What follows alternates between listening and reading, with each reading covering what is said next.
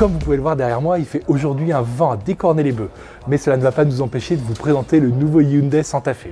Alors le Santa Fe, c'est assurément le modèle qui a permis à la marque Hyundai d'assurer son succès en Europe et en France. Une voiture pétrie de qualité, un SUV familial qui jusqu'à présent pêchait principalement par son design un petit peu mièvre, voire selon les générations, très torturé. Aujourd'hui, Hyundai repart totalement d'une page blanche avec ce nouvel opus, plus technologique, plus spacieux, plus grand et surtout beaucoup plus design. En matière de look extérieur, le nouveau Santa Fe évoque immédiatement les Land Rover les plus récents. Les fans de voitures américaines lui trouveront également un air de Ford Flex, un modèle que seuls les États-Unis et le Canada ont connu. En changeant de génération, le Santa Fe grandit largement, il atteint désormais 1,83 m de long, tout en restant relativement peu haut, ce qui lui donne une allure de break surélevée façon crossover, plus que de SUV pur et dur. La face avant est très verticale, ce qui lui donne un véritable air de baroudeur. La partie arrière est également très verticale. À chaque fois, sur la poupe comme sur la proue, on trouve des optiques au dessin très particulier, très original. Le design sera assurément l'une des clés du succès futur de ce Santa Fe. Le dessin latéral du Santa Fe est également très travaillé. On retrouve, comme sur son petit frère le nouveau Kona, des plis de carrosserie très marqués. Alors ça permet à la voiture d'arborer des passages de roues proéminents qui là encore renforcent les côtés baroudeurs.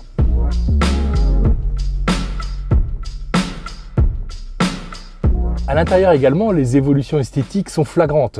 On retrouve une planche de bord très inspirée des autres modèles Hyundai récents avec ce double écran haute définition, en partie fixe, en partie tactile, qui permettent d'avoir sous les yeux l'ensemble des informations concernant le véhicule. On retrouve également une petite touche d'inspiration Land Rover sous la forme de la console qui permet de commander la climatisation. C'est là encore un écran tactile. On a tout de même quelques commandes physiques qui permettent de régler notamment la température ou les flux d'air, ce qui reste pratique et ergonomique. En matière de rangement, le Santa Fe a fait des efforts. Face aux passagers, on trouve une boîte à gants standard, un deuxième petit rangement en partie supérieure, et puis cet original accoudoir qui peut s'ouvrir de l'avant vers l'arrière, mais également de l'arrière vers l'avant. La présentation a également fait l'objet de beaucoup d'attention. Les matériaux sont largement au-dessus de ce que l'on trouvait jusqu'à maintenant à bord du Santa Fe. Alors soyons clairs, le niveau des rivales allemandes n'est pas encore atteint, mais cela reste très propre avec un dessus de planche de bord en simili-cuir, des plastiques moussés, clairs sur cette version haut de gamme exécutive, des inserts façon bois, des ajustements précis et une finition plutôt agréable à l'œil.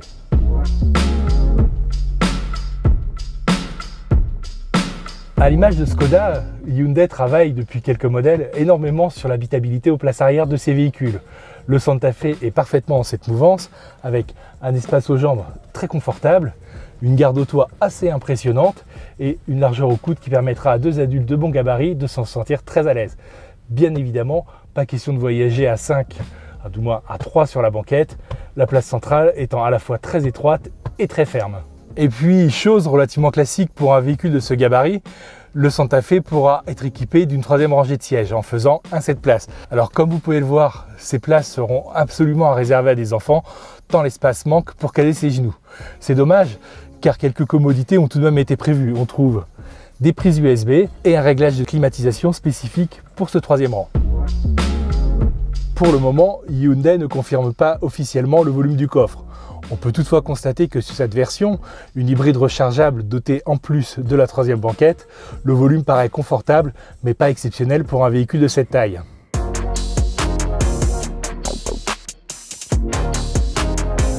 Pour connaître le détail de la gamme du nouveau Santa Fe réservé à la France, il faudra attendre le début de l'année 2024.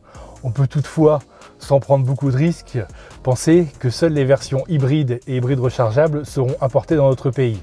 Alors techniquement, là encore, pas véritablement de précision. Toutefois, Hyundai ne cache pas que ce seront les motorisations que l'on trouve actuellement sur le Tucson qui seront reprises sans grande modification. En matière de concurrence, le nouveau Santa Fe s'attaque à du très haut. Il va principalement taper chez la clientèle Audi, BMW, Mercedes, avec des modèles tels que le Q5, le GLC ou encore le X3. Concernant le tarif de base, là encore, toujours pas de données officielles. Toutefois, on peut estimer que le premier prix fera un grand bond en avant et qu'il faudra au moins débourser 60 000 € pour parader au volant du nouveau Santa Fe.